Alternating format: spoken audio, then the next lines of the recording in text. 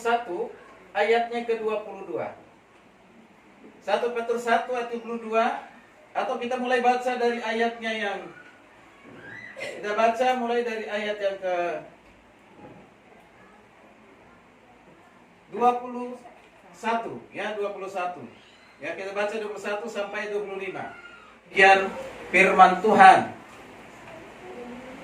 Ayat 21, oleh dialah kamu percaya kepada Allah yang telah membangkitkan dia dari antara orang mati dan yang telah memuliakannya, sehingga imanmu dan pengharapanmu tertuju kepada Allah.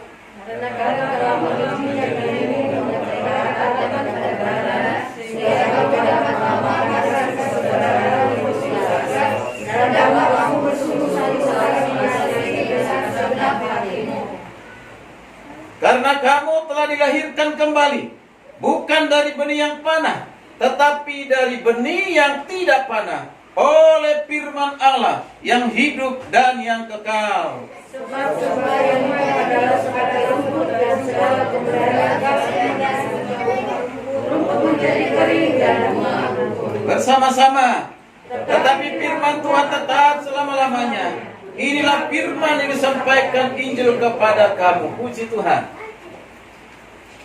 Bapak Ibu dan kasih Tuhan, di Natal hari ini ada pesan khusus bagi kita melalui ayat firman Tuhan 1 Petrus 1 ayat 22. Ya, dikatakan demikian. Perhatikan, karena kamu telah menyucikan dirimu oleh ketaatan kepada kebenaran, sehingga kamu dapat mengamalkan kasih persaudaraan yang tulus ikhlas. Hendak kamu bersungguh-sungguh saling mengasihi dengan segenap hatimu. Ini menurut versi ya dari terjemahan dari Indonesia, Lembaga Alkitab Indonesia. Coba kita lihat. Perhatikan, kalau King James ya agak beda tetapi lebih tepat. Jadi tidak ada karena ya. Tadi sih ada melihat bahwa engkau telah memurnikan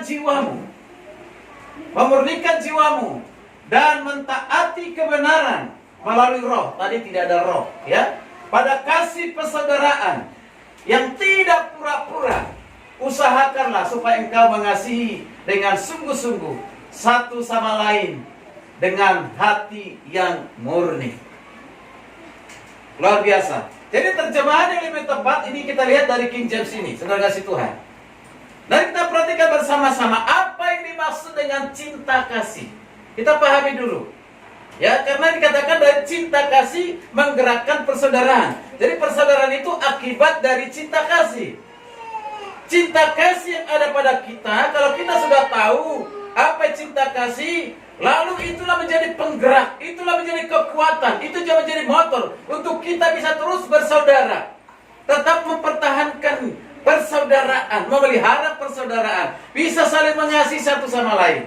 Mari kita lihat apa pengertiannya, saudara kasih Tuhan. Ya, oke, mari kita perhatikan. Cinta kasih itu didefinisikan sebagai apa? Keserasian atau kesamaan dengan sesuatu apa yang dipandang dengan cara tertentu sebagai sesuai dengan hal yang sama-sama dengan yang menyenangkan. Namanya cinta kasih, pasti menyenangkan. Amin. Yang lagi mengatakan sesuatu yang menyenangkan itu pasti disukai oleh semua orang. Ya, semua orang. Ya, suami istri dalam keluarga saling mencintai, saling mengasihi. Orang tua mengasihi, mencintai anak-anaknya. Orang yang sedang jatuh cinta pasti juga saling mengasihi. Oke, mari kita perhatikan bersama-sama pengertian dan makna cinta kasih.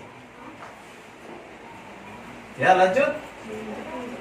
Yang pertama yang paling pokok adalah dikatakan tadi kepasrahan diri. Kepasrahan diri. Cinta bukan hanya memberikan sesuatu, melainkan menyerahkan seluruh dirinya kepada yang dia cintai. Wow, luar biasa. Jadi cinta itu bukan hanya satu perkataan, cinta itu bukan hanya sesuatu pemberian, tetapi cinta itu benar-benar memberikan dirinya kepada yang dicintai. Amin. Ini tidak mudah Bapak Ibu. Ya, tidak mudah. Ya, tapi bukan berarti tidak bisa. Menurut Cerpin mengatakan ini, Aspek cinta Tuhan kepada manusia itu ditandai dengan apa?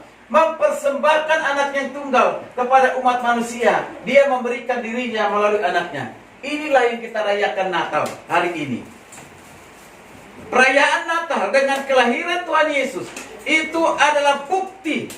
Itu adalah bukti bahwa Tuhan mencintai saudara dan saya. Amin. Itu adalah bukti bahwa Tuhan mengasihi saudara dan saya. Luar biasa. Dengan apa? Mengirimkan, mengaruniakan, mengutus anaknya yang tunggal. Yesus bukan berasal dari dunia ini. Dia berasal dari sorga. Datang ke dunia di dalam pribadi yang agung yang mulia, yaitu namanya Yesus, yang kita rayakan hari ini. Luar biasa. Tadi ada lagu yang diciptakan Ibu Pendeta di sini kali tentang kelahiran Yesus ya. Wah, itu lagu baru, belum pernah saya dengar. Saya coba cari di Google, nggak ada. Dan berarti itu diciptakan oleh Ibu ya. Wah, itu luar biasa. Jadi saya lihat lagu-lagu di sini, lagu-lagu rohani di sini, yang didominasi ciptaan dari Bu Gembala ini. Ya, nanti diciptakan lagi oleh Pak Satria, kan gitu. Ya kan, belum lagi Bapak yang menciptakan. Wah, luar biasa. Memang kalau di gereja lokal harus lebih banyak begitu, ya.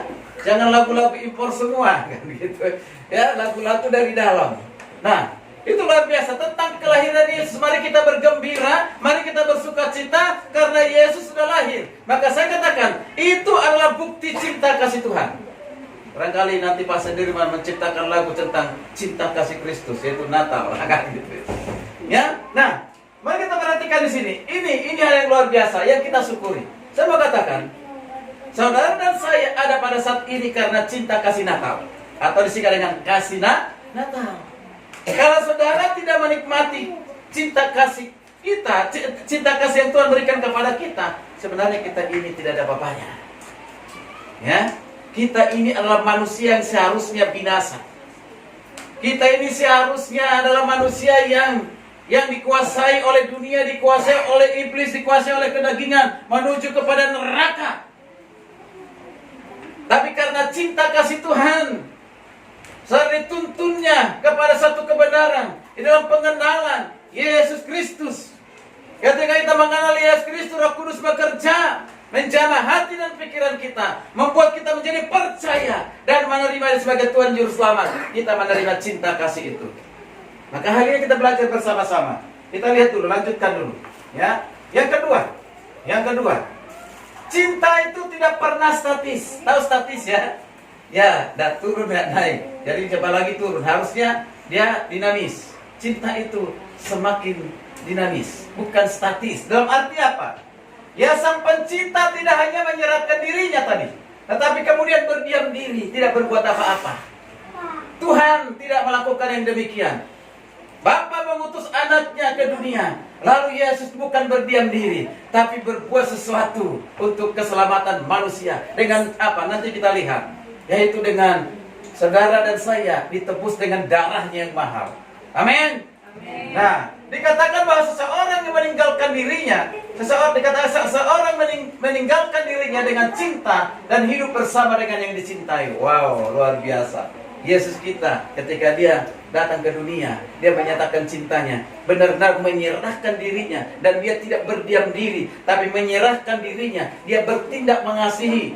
Apa yang dilakukan oleh Yesus selama ini tinggal di dunia ini, memberitakan Injil, melakukan mujizat, menolong orang menderita, dan semua dilakukan oleh Yesus. Tidak memilah-milah orang, tidak membeda-bedakan orang, semua yang dilayani. Tapi sekarang ini banyak pendeta berbeda-beda melayani. Kalau gereja kecil tidak mau melayani, gereja besar mau. Nah, gitu ya. Nah, jadi ada juga yang mau melayani kalau apa? Persembahan kasihnya besar, baru mau melayani. Ya? Nah, banyak sekarang ini. Padahal Tuhan tidak mengajarkan demikian. Ketika ditunjuk untuk melayani, diberikan kepercayaan melayani di penjara. Ngapain di penjara? Mau dapat apa? Justru kita memberi kalau pelayanan di penjara, saudara. Ya, melayani kolong jembatan, mereka yang tinggal dengan apa? Beratapkan langit. Artinya mereka tidak punya rumah, tinggal di pinggir jalan atau tinggal di bawah kolong jembatan. Siapkah kita untuk melayani? Luar biasa. Karena Yesus begitu mencintai manusia, apapun dia kerjakan dilakukan. Amin. Inilah yang dilakukan oleh Tuhan Yesus. Jadi hidup bersama dengan yang dicintai seperti suami istri. Suami benar-benar memberikan dirinya, tetapi bukan berdiam diri, berbuat sesuatu, bukan dengan ucapan, bukan dengan perkataan, tapi harus ada tindakan dari cinta itu. 1 Yohanes 3 ayat 18 mengatakan demikian. Cinta itu, kasih itu, jangan hanya dengan ucapan, tapi juga harus dengan perbuatan. Yang ketiga, cinta adalah mengubah. Cinta membuat sang pencinta berusaha untuk apa? Menyenangkan yang dicintai. Wow, luar biasa. Seringkali kita gagal, termasuk seringkali gagal untuk mencintai istri, untuk memberikan apa yang dimengerti dan disukai oleh istri itu. Belum bisa secara kasih Tuhan. Tetapi kita bersyukur karena kita ada memiliki cinta kasih Tuhan. Cinta kasih itu akhirnya bisa mengubah kehidupan kita, untuk bisa kita menerima perbedaan itu, menerima kekurangan itu, untuk kita bisa saling mencintai satu sama lain, sehingga dalam rumah tangga itu tidak ada keretakan. Amin. Itu luar biasa. Jadi katakan berusaha menyenangkan yang dicintai, apapun itu. Apa makanan kesukaan dari suaminya, istri kasih. Apa makanan kesenangan dari istrinya, suami sediakan. Wow, luar biasa. Kalau hari ini ibu-ibu lebih banyak di sini, nggak tahu mengapa suami-suaminya tidak ada di sini. Cintai dia dengan sempurna. Amin. Doakan dan perhatikan apa yang dia mau. Sekalipun mungkin sudah kita berusaha mengajak dia datang ke gereja, ke Natalan, tetap tidak mau. Tetap cintai. Amin.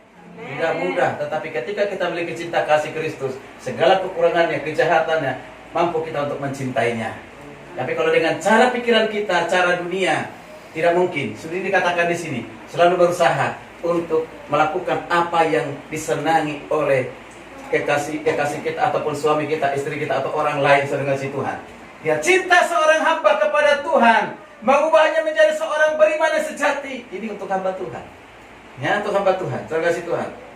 Karena cinta sejati kita itu diuji oleh Tuhan.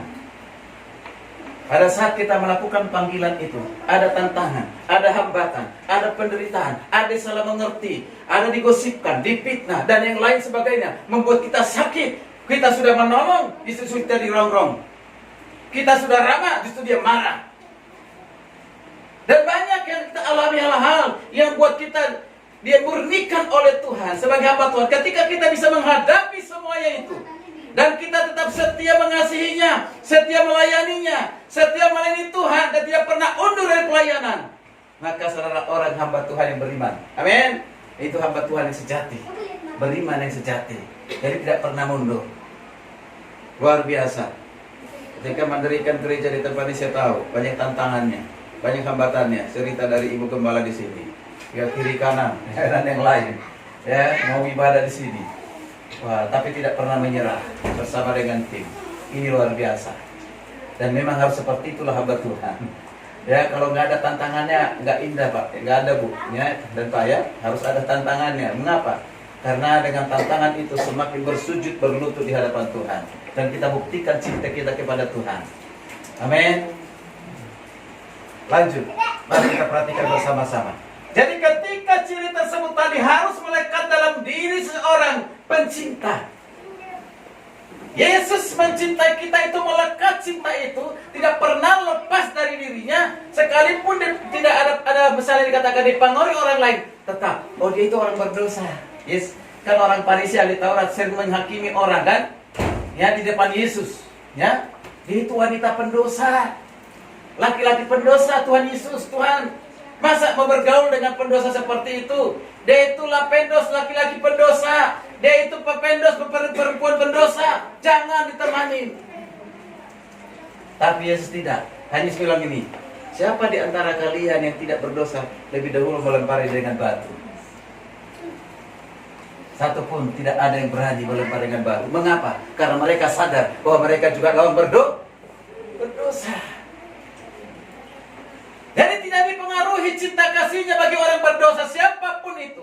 Dia tetap cintai, dia tetap kasihi. Dan Tuhan merindukan supaya setiap orang yang mendengarnya, di mana Tuhan menyatakan dirinya, memperkenalkan dirinya. Tujuannya satu, supaya percaya kepadanya, datang kepadanya. Maka dia katakan, hai engkau yang letih sudah berbeban berat, datanglah kepada aku memberikan apa?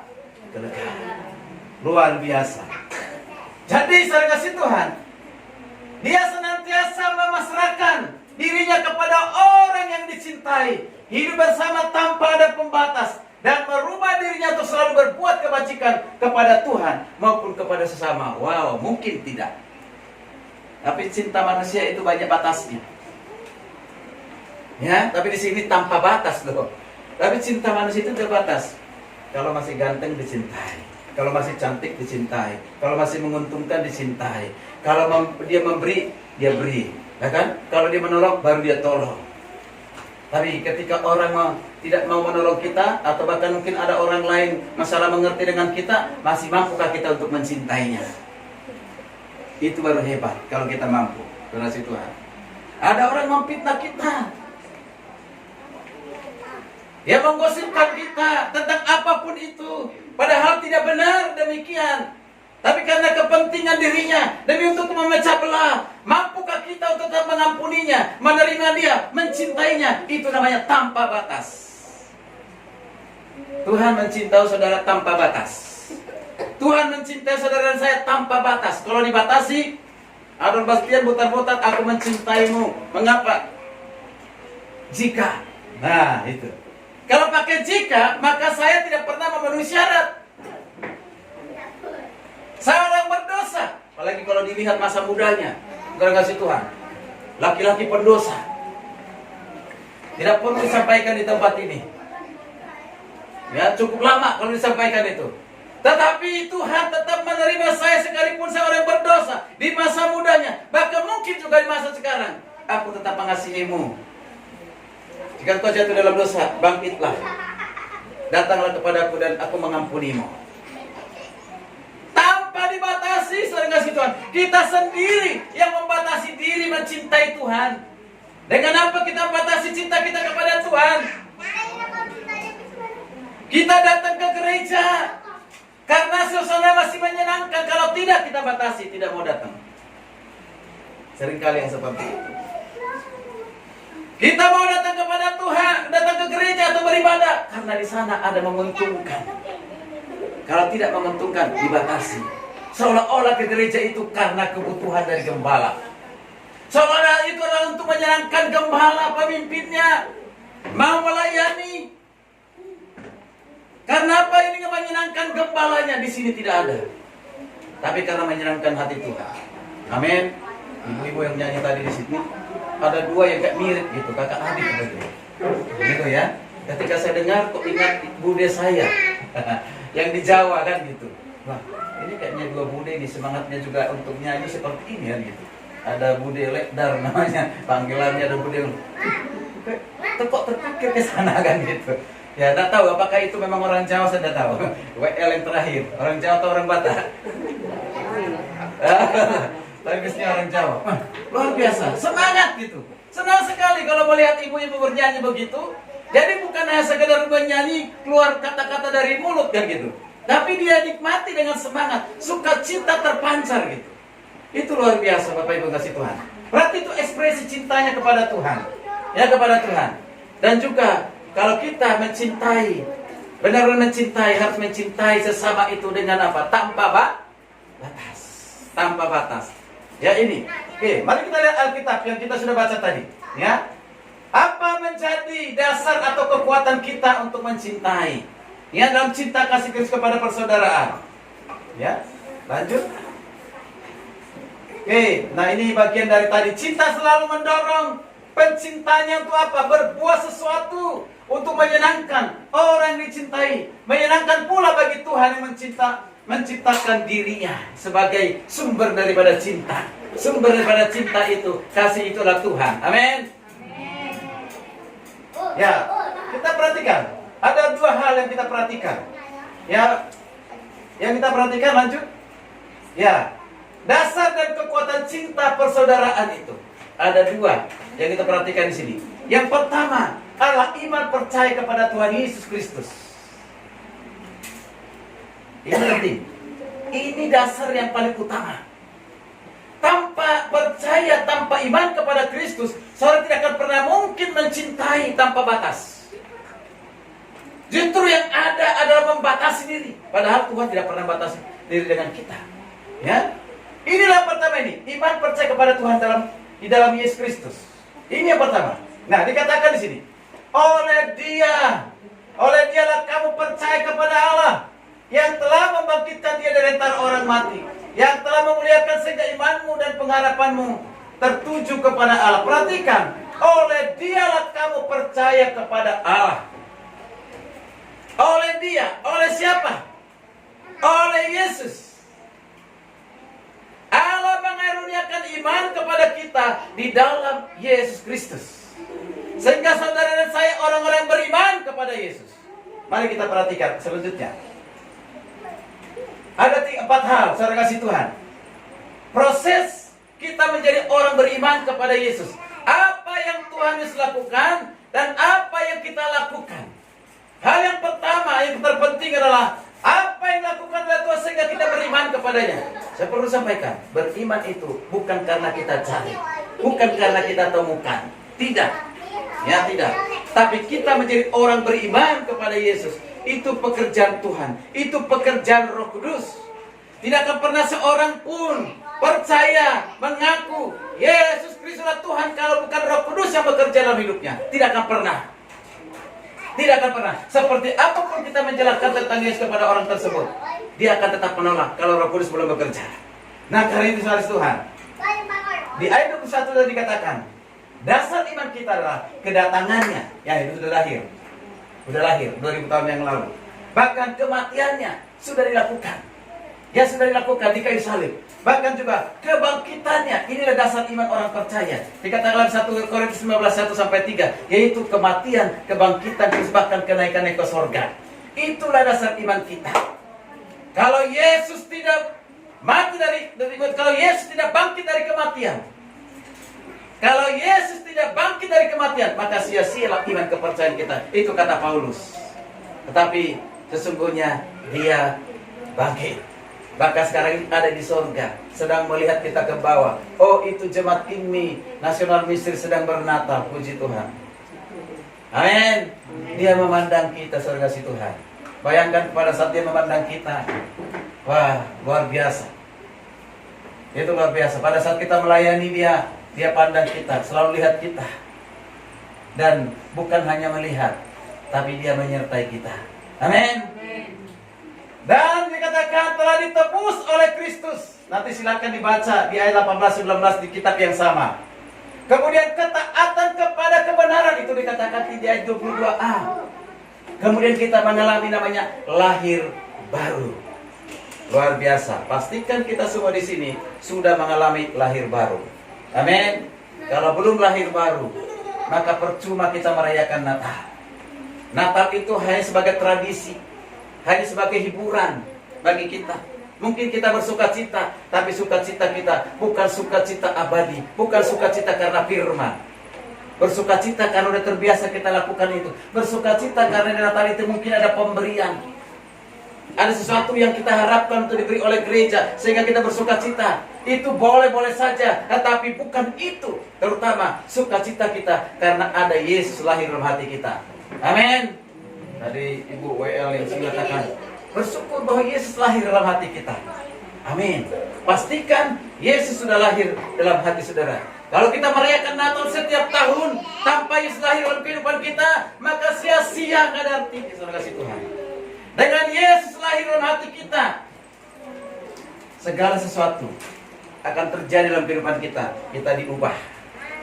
Amin. Kan kita tahu rencananya dan hidup dalam rencananya, hidup dalam kehendaknya. Mari kita lihat bersama-sama. Yang kedua, ini penting. Ini berhubungan dengan cinta kasih kita kepada Tuhan dan cinta kasih kita kepada sesama. Maka cinta kasih yang disebut dengan saudara perhatikan di sini. Ya, ini adalah kemurnian hati. Dasar dan kekuatan cinta kasih persaudaraan itu adalah kemurnian hati. Kita lihat dari versi King James tadi. Ya, dikatakan apa saudara kasih Tuhan? Melihat bahwa engkau telah memurnikan jiwamu dalam mentaati kebenaran melalui roh pada kasih persaudaraan yang tidak pura-pura. Usahakan supaya engkau mengasihi dengan sungguh-sungguh dan satu sama lain dengan hati yang murni. Perhatikan di sini ada beberapa hal yang penting. Diulangi kemurnian, memurnikan, kemudian lagi hati yang murni paling bawah. Dimulai dengan memurnikan, diakhiri dengan kemurnian hati. Wow, luar biasa. Murni. Cinta kasih yang Tuhan berikan kepada kita melalui Yesus Kristus murni. Murni. Tuhan mencintai saudara dan saya dengan kemurnian hati. Maka Tuhan juga mengharapkan, menghendaki supaya kita mencintai Tuhan dengan kemurnian hati, dan kita pun mencintai sesama kita dengan kemurnian hati. Amin. Maka ditekankan, apa itu kemurnian hati? Kemurnian hati itu dimulai dari apa? Ketaatan akan kebenaran. Ditaati akan apa? Kebenaran. Apa itu kebenaran? Firman Alkitab yang membangun saudara supaya saudara bisa mencintai Tuhan. Dasar yang kokoh, tidak ada yang lain selain daripada firman ini. Saudara bisa menerima segala kekurangan, kesalahan siapapun itu, suami, istri, atau anak orang lain. Alkitab, firman Tuhan. Amin. Bapak Ibu dikasihi Tuhan, dasarnya adalah yang pertama itulah firman. Jangan dasar kita karena pemberian saja maka aku mencintaimu. Kita mencintainya karena pemberian. Tidak, tapi kita mencintai karena kebenaran. Ketika kebenaran mengubah kehidupan kita. Ini pekerjaan Roh Kudus. Tidak satu pun manusia di dunia ini yang bisa mengerti kebenaran, hidup dalam kebenaran, mengalami kebenaran tanpa pekerjaan Roh Kudus. Agama terbatas, bahkan agama banyak saling mencaci, penceramah-ceramah satu sama lain, saling caci-mencaci. Bahkan pendeta-pendeta pun ada saling menghina satu sama lain. Nah itu maka saya katakan itu bukan dari Roh Kudus, itu sudah kedagingan. Kalau kehadiran kita membawa damai, membuat orang lain berdamai dengan kita, berdamai dengan sesama kita, pastikan bahwa itu adalah pekerjaan Roh Kudus. Maka dikatakan apa? Oleh roh, melalui roh. Luar biasa. Roh itu adalah roh kebenaran yang akan memimpin kita hidup mengerti kebenaran, yang menolong kita untuk mengerti kebenaran dan hidup dalam kebenaran. Tidak ada cara lain selain daripada Roh Kudus. Tadi berhembuslah Roh Kudus di tempat ini, berhembuslah terus Roh Kudus dengan kuasa. Berhembus. Memang ada kata berhembus dalam Alkitab, tapi sebenarnya bukan berhembus seperti kita menghembuskan nafas. Ya? Tapi dia maksudnya hadir dalam kehidupan kita, menguasai kita, mengurapi kita supaya kita hidup sesuai dengan kebenaran. Maka dengan itu kita bisa melakukan namanya kasih persaudaraan. Wow. Ini kasih persaudaraan yang digunakan kata Philadelphia. Kasih kita dengan sesama kita. Ya, kasih persahabatan. Terkasih Tuhan. Ini beda dengan kasih persahabatan dengan dunia. Nanti kita perhatikan bersama-sama. Jadi kasih persaudaraan itu tidak pura-pura. Coba kita lanjut ayat firman Tuhan. Kita perhatikan. Ya. Oke. Kemurnian hati itu dibuktikan dengan apa? Dibuktikan dengan pertama melakukan dengan tulus. Itu tadi Alkitab katakan. Dilakukan dengan apa tuh? Tulus. Apa itu tulus? Sama dengan kemurnian hati tadi. Ikhlas. Karena kita mengasihi orang lain, itu sebagai bukti kita mengasihi Tuhan, kita aplikasikan, kita amalkan kasih itu kepada sesama dengan tulus. Apakah di masa-masa COVID-19 seperti ini masih bisa ditemukan orang mengasihi dengan tulus? Kalau masih ditemukan, puji Tuhan. Seharusnya orang Kristen harus demikian. Amin. Mengasihi dengan tulus, bukan kasih yang pura-pura. Barangkali ini penting dibaca menjadi tambahan. Roma 12 ayat 9 sampai 10. Minta tolong satu orang, Pak Sudirman Laulo, baca dulu ayat ini. Apa dikatakan oleh Paulus juga di Roma 12 ayat 9 sampai 10? Bagaimana kita mengasihi? Ya, mengamalkan kasih persaudaraan yang tulus. Ya, hendaklah bersungguh-sungguh saling mengasihi. Kasih agape dengan segenap hatimu. Ya, silakan. Roma 12 ayat 9 sampai dengan ayat yang ke-10. Demikian firman Tuhan. Hendaklah kasih itu jangan pura-pura. Jauhilah yang jahat dan lakukan yang baik. Hendaklah kamu saling mengasihi sebagai saudara dan saling mendahului dalam memberi hormat. Perhatikan baik-baik. Kita baca pelan-pelan. Dikatakan di sana, kasih itu jangan apa? Kasih yang Pura-pura. pura-pura. Tahu pura-pura? Tahu ya? Ya pura-pura mengasihi itu bersandiwara itu. Ya. Ya seringkali ada di antara gereja juga begitu. Pura-pura mengasihi tapi sebenarnya hatinya tidak. Hatinya dongkol. Ya, hatinya itu tersayat-sayat tapi pura-pura senyum gitu. Ya. Nah, itu kepura-puraan. Jangan sampai ada di gereja King di tempat ini seperti itu. Amin. Jangan mengasihi gembala saudara dengan kepura-puraan, tapi kasihilah dengan kasih yang tulus. Melayanilah dengan layan yang tulus. Amin. Dan setiap kita yang hadir pada malam hari ini, berkatakan, ya itu jangan pura-pura. Lalu dikatakan lagi apa tadi? Selain jangan pura-pura, jauhilah yang jahat. Pikiran jahat kepada orang lain jauhkan. Sekalipun orang lain berlaku jahat kepada kita, jangan kita balas kejahatan dengan kejahatan, tapi balaslah kejahatan dengan apa? Kebaikan. Bisakah kita?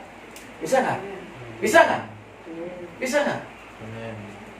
Kalau istri ditampar oleh suami karena terlalu jengkel, kita udah marahin, kita tegur, lalu kita ditampar, masih bisa nggak mengampuni? Masih bisa nggak mengasihi? Bisa ya?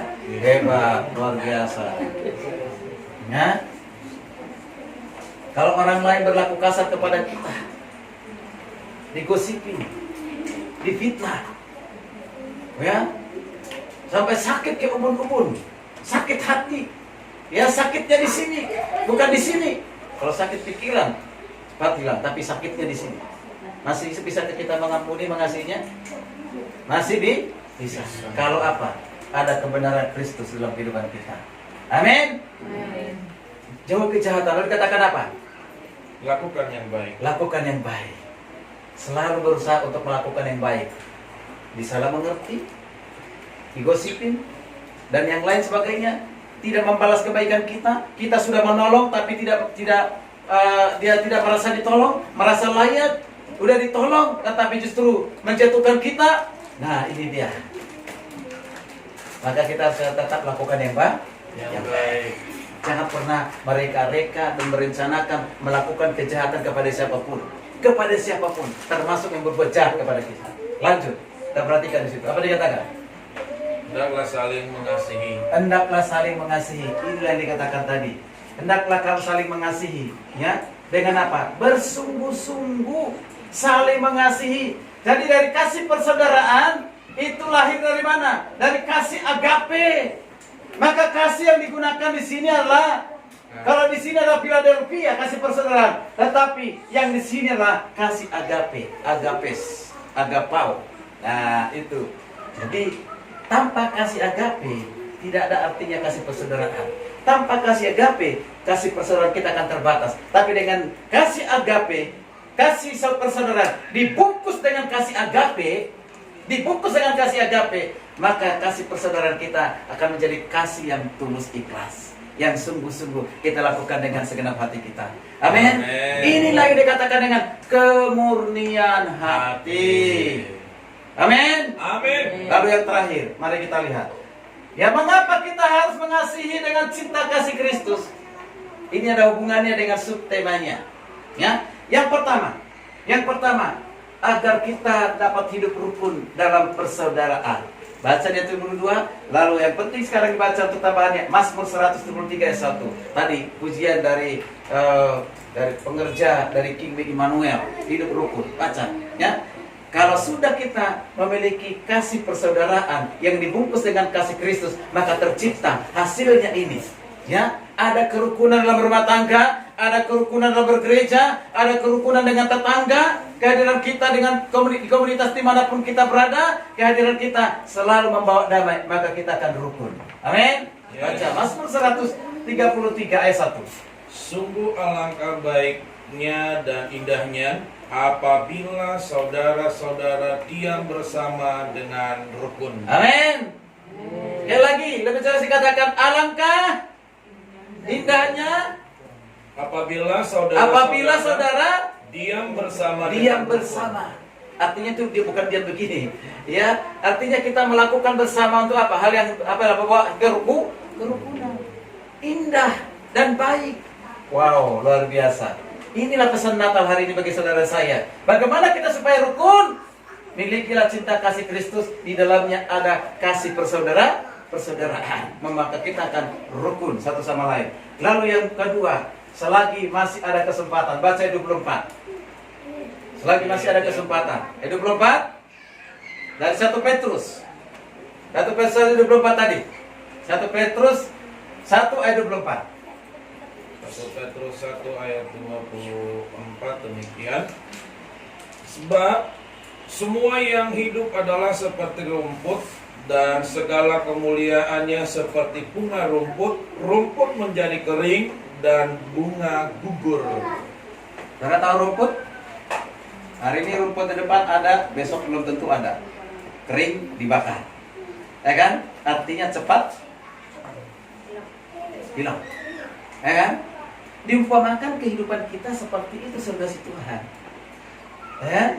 Kalau kita tidak ini satu kesempatan. Ketika kita masih hidup di tengah-tengah dunia ini, itu berarti inilah kesempatan untuk berbuat baik, kesempatan untuk melayani, kesempatan untuk mencintai orang yang kita cintai, dan yang mencintai kita. Kesempatan. Itu kesempatan. Bahkan terutama dalam melayani, itu kesempatan. Lagu pujian yang mengatakan hidup ini adalah kesempatan.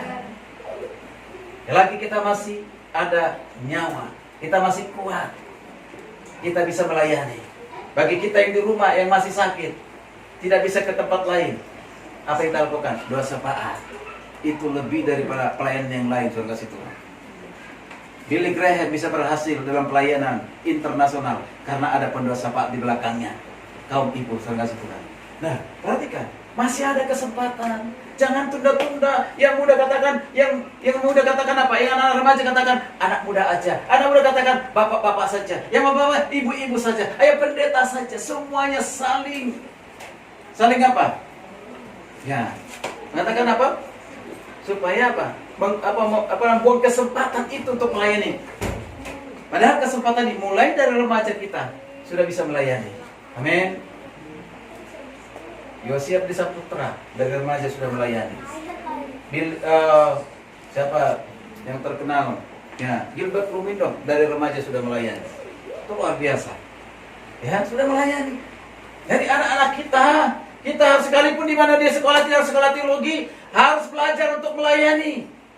Sebagai WL, sebagai singer, sebagai pemain musik, dan yang lain sebagainya. Kita tuntun mereka untuk mengerti rencana Tuhan sehingga hidup dalam rencana Tuhan itu. Amin. Ada kesempatan. Dan hal yang berikut adalah memiliki nilai kekal. Wow, luar biasa. Di dunia ini tidak ada yang namanya membawa nilai yang kekal kecuali ketika seorang hidup dalam kebenaran, kecuali ketika kita hidup dalam cinta kasih Kristus, hidup dalam suatu persaudaraan, itu memiliki nilai yang kekal. Itulah dikatakan di ayat 4 sampai 7 dan juga ayat yang ke-25. Yang 1 Petrus tadi, ayat 25, tolong baca ayat 25. Terima kasih Tuhan. Kalau tadi dikatakan, ya seperti rumput cepat hilang, tapi ini firman Tuhan adalah kekal adanya. Coba kita perhatikan. Tetapi firman Tuhan tetap untuk selama-lamanya. Inilah firman yang disampaikan Injil kepada kamu. Amin. Dikatakan tetap firman Tuhan itu tetap untuk selama-lamanya. Artinya apa? Kekal. Ketika saudara mencintai orang yang tidak mencintai saudara, itu adalah nilainya ada kekal. Kekal. Luar biasa. Ya, luar biasa. Kemudian kita perhatikan di sini yang terakhir. Ini yang sesuai dengan subtemanya. Bersama-sama kita baca firman Tuhan ayat 12 dari 1 Petrus 2, 1 Petrus 1 ayat 12. Kemudian kita baca Yohanes 11, 12. Mari kita bangkit berdiri. Ini menjadi ayat yang terakhir untuk kita baca. Ya, kita baca firman Tuhan ini. Ayat 12 dari 1 Petrus 1, 12. Dan mereka telah dinyatakan bahwa mereka bukan melayani diri mereka sendiri, tetapi melayani kamu dengan segala sesuatu yang telah diberitakan sekarang kepada kamu dengan perantaraan mereka, yang oleh Roh Kudus yang diutus dari surga menyampaikan berita Injil kepada kamu, yaitu hal-hal yang ingin diketahui oleh malaikat-malaikat. Harus memberitakan Injil. Inilah pekerjaan yang besar yang Tuhan katakan kepada Yohanes. Yohanes 14 ayat 12. Yohanes 14 ayat 12 demikian.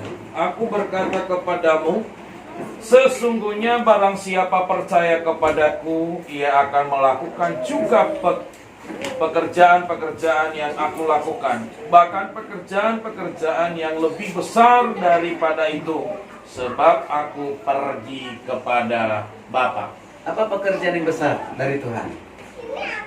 Mujizat? Saudara didengar doanya? Saudara ditolong pada saat membutuhkan? Ketika saudara sakit lalu berdoa terjadi mujizat? Itu apa pekerjaan yang besar? Atau ketika kita mendapatkan suatu pekerjaan, itu pekerjaan yang besar?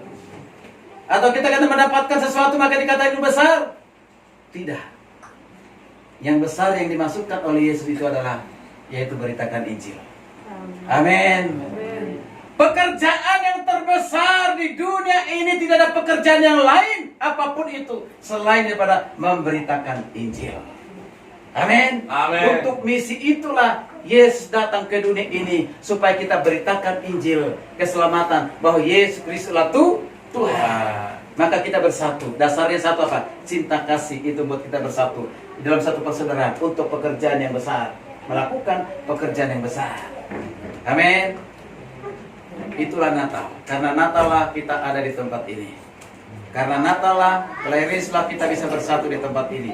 Mari kita bergandengan tangan, terus melakukan pekerjaan Tuhan. Beritakan Injil. Dukung pelayanan dari gembala di tempat ini. Dukung, jangan dukung karena saudara diberi sesuatu, tapi dukunglah karena saudara mencintai Tuhan. Amin. Amin. Kalau dalam tahun ini saudara masih hitung-hitungan dengan tenaga saudara, uang saudara, waktu saudara, baru saudara melayani, tinggalkan sifat seperti itu. Tadi dikatakan, mencintai dengan cintai itu, serahkan sepenuhnya dirimu. Dan jangan berdiam diri, lakukan sesuatu. Pengetahuanmu bagikan, hatimu bagikan. Berbagi, bukan hanya dengan perkataan, tapi dengan perbuatan. Itulah pesan Natal malam hari ini. Puji nama Tuhan. Mari kita